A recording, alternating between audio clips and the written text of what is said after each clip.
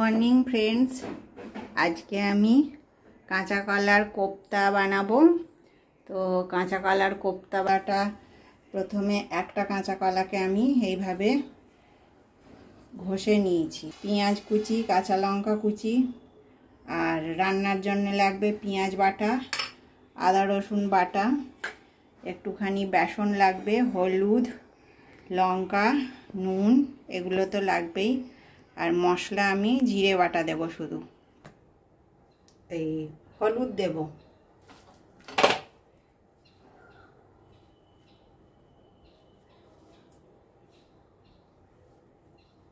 একটু নুন দেব,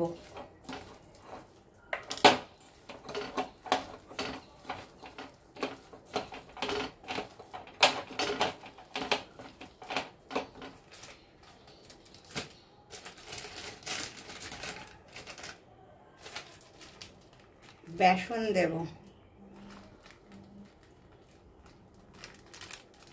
দেব, আমি বেসন দিলে এটা বাইন্ডিংটা ভালো হয়। বেশ কিছুটা কাঁচা লঙ্কা কুচি আর পেঁয়াজ কুচি দেব।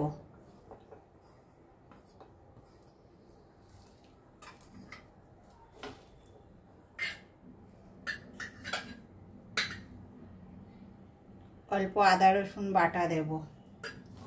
এগুলোকে ভালো করে মাখবো। তেলটা গরম হয়ে এসছে, এখন আমি কাঁচা কলার কোপ্তাগুলো একে একে দেব, দিয়ে ভেজে নেব।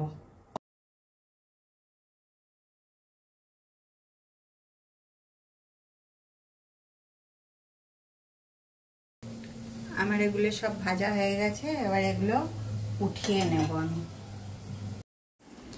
আলুটা একেবারে লাল করে ভেজে নেব, আর খুবই অল্প আলু দেব আমি এতে। তেলটা গরম হয়ে গেছে, তার উপরে দুটো শুকনো লঙ্কা ফোড়ন দেব, তারপর তেজপাতা দেব। এবারে এর উপরে পেঁয়াজ বাটাটা দিয়ে দেব।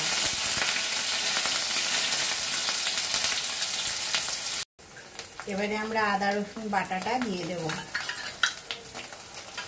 আদা রসুন বাটাটা দিয়ে ভালো করে একটু কষাবো। আদা রসুনটা এবারে কষানো হয়ে গেছে। এখন আমরা অল্প করে হলুদ দেব, ফের নুন দেব অল্প, স্বাদ অনুসারে জিরে বাটা দেব, শুধু জিরে বাটা দিয়ে দিলাম, আর লঙ্কার গুঁড়ো দেব। এবারে এটাকে ভালো করে মিক্স করব। তারপরে ভাজা আলুটাও এর মধ্যে দিয়ে দেব, আর কষবো ভালো করে মশলাটা কষতে কষতে আলুটাও অনেকটা সেদ্ধ হয়ে যাবে।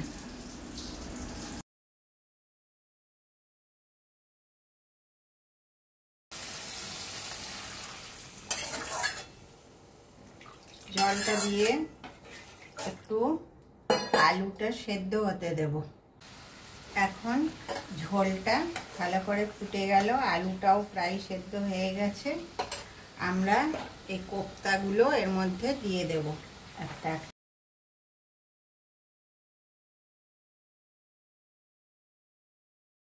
সঙ্গে আমি অল্প কাজু বেটে রেখে দিয়েছি, কাজু বাটাটা দিয়ে দেব।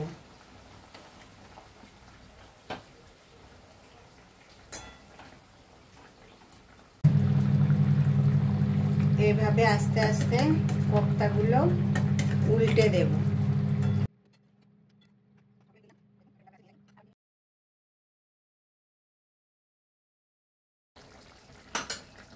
এবারে আমাদের রান্নাটা হয়ে গেছে।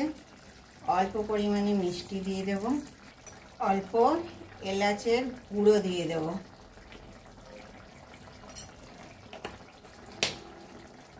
আমাদের রান্না শেষ হয়ে গেল, কাঁচা কলার কোপ্তা। রান্নাটা আপনাদের কেমন লাগলো অবশ্যই কমেন্টে জানাবেন। আর আমার চ্যানেলটাকে আপনারা লাইক শেয়ার সাবস্ক্রাইব করবেন আর আমার পাশে থাকবেন। আমি আরও ভালো ভালো রান্না নিয়ে আসবো। নমস্কার।